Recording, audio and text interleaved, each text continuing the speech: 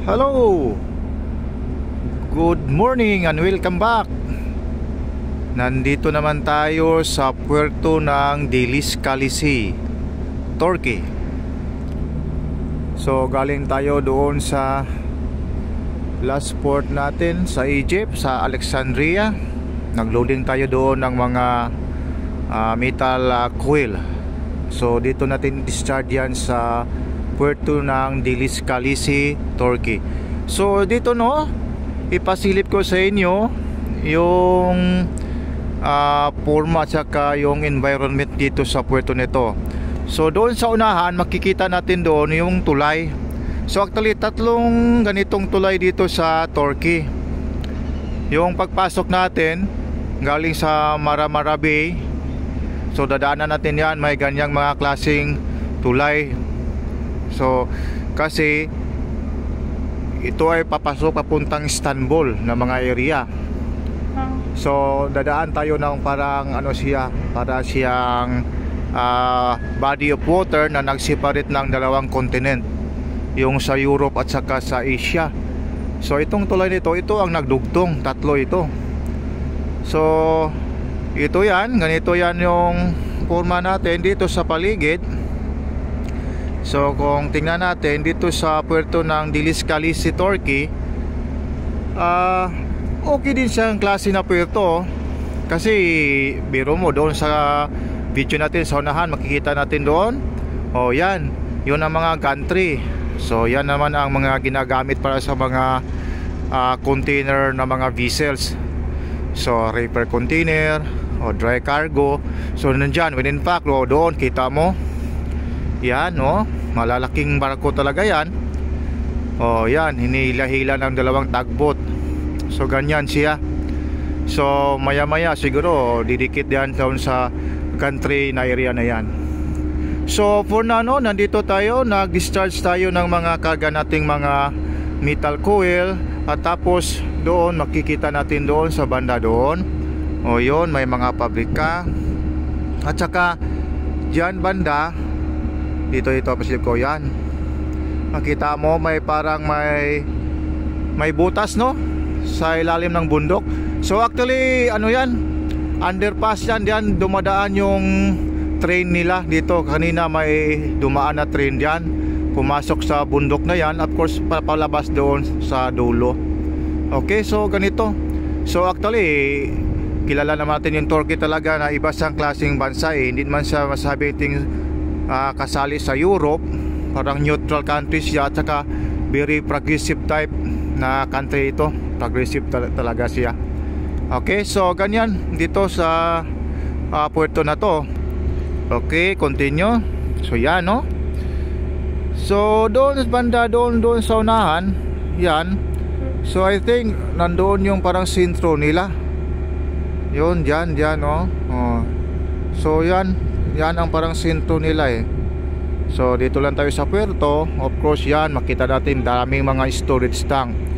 So of course very known ang Turkey na industrial country ito. So yeah, kaya dito daming mga puerto din sa Turkey.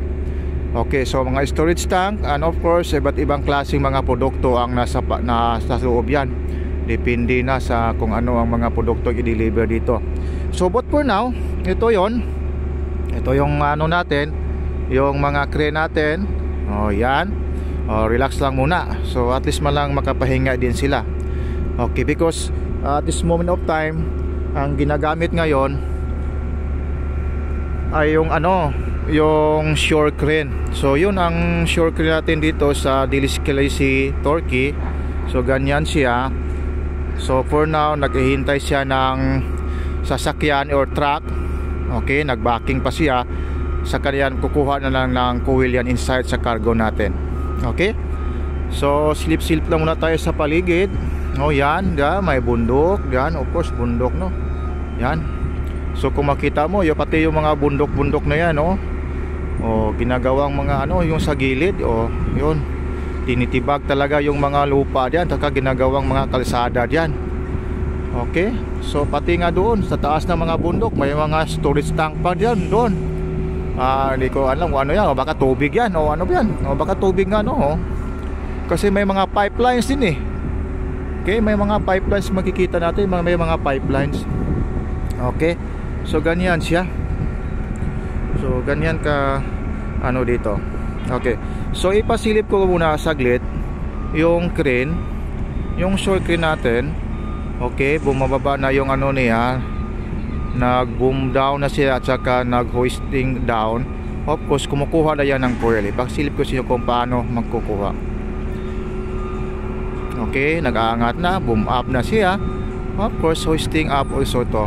So papaakyat na yan, mamaya maya makikita na natin yung dala-dala niyang coil. Okay, naplastada pa pala sa ilalim. Okay, so ganyan siya. So doon sa ano, doon sa Egypt, ang pagloading dito ginagamitan ng kable. Dito iba, hindi kable, para siyang letter C na metal na I think mayroon siyang connection na electrical power para parang siyang magnet. So yung principle ng electromagnet kumbaga. Okay, so tingnan natin yan, ganyan, kita mo. Oh yan, oh ganyan. Okay, so hindi ko sure kung talagang ginagawang electromagnet yan po. Ewan ko lang, hindi ko sigurado. Okay, okay naman yung letter C na yan. Kahit hindi magnet yun, malagay naman talaga yung coil na yan. Okay, so pupunta tayo sa ibang dako, sa ibang kabila. So ganito, ganito lang yan. Tapos ganito, no? Oh. So doon sa unahan din, mayroon din silang shore crane doon. Oh, letter C din ang ano, pang ano, ay ano pala. Galing pala dito sa aming barko yon. Doon dinadala ng truck at sa doon pala nakadiskarga. Okay, doon pala siya. Oh yan, oh yan. So ganyan pala. So doon nakapila yung mga coil na yan. At saka iwan ko lang anong gagawin naman dyan. Baka dadalhin na naman ito sa pabrika nila ng metal, because from that form of metal, naka-coil siya. Actually idadaan yan sa processing eh. Maging flat yan, o yung parang i-uncoil mo yan para maging mapahaba yung length niya.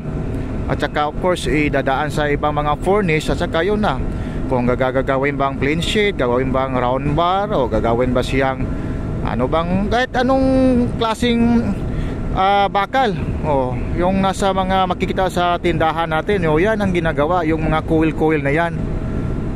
Plain sheet, corrugated bar, flat bars, round bars, angle bars. So yun, yung mga ganyan. So lahat ng mga metal ganyan. So of course galing sa Egypt kami, so mayroong pabrika doon, or parang tunawan ng mga metal, kasi kadalasan yung karga ng mga scrap metal, scrap iron, doon dinadala sa Egypt, at saka tinutunaw yan, at saka ginagawang coil na ganyan. Okay, so punta tayo doon sa kabilang dako. Yan, very good view. Tita mo yung mga bundok dito. Kinaano talaga, kinakalampak talaga nila. Yun, kita mo, yun. May ano pa, may tulay-tulay pa doon, So ganyan dito sa Kilis Kalisi, Turkey. At saka sa banda roon, sa unahan doon mayroon ding mga makikita mo mga bahay-bahay doon, siguro yan, mga bahay yan sa mga medyo mayaman, o kaya may mga condominium din. So ganyan siya. So I think ganito lang. At saka of course doon kami dumaan. Yan, medyo basta ko sa saglit, medyo may init na kasi alas 10 na ng umaga. Kaya nakapag-video tayo kasi big time natin. Okay, so I think ganito lang siya. So papatuloy natin yung mga videos natin sa mga darating na mga panahon, at saka sa darating na mga puerto din. So yung mga sinabi kong videos tungkol sa business ko, hindi ko pa talaga nagawa wala pa. But of course sino man nakakapanood mo kayo sa video nito, ang business na yun ay tinatawag na live good. Murang-mura lang, affordable lang siya. Sa halagang 3,000 pesos mayroon ka ng malaking business.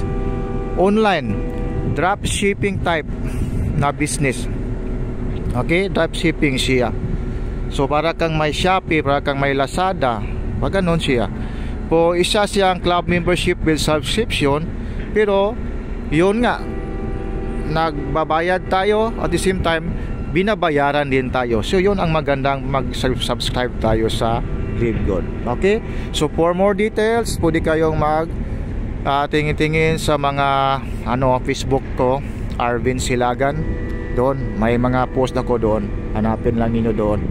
Okay, so I think that's all, and thank you for watching. Babu.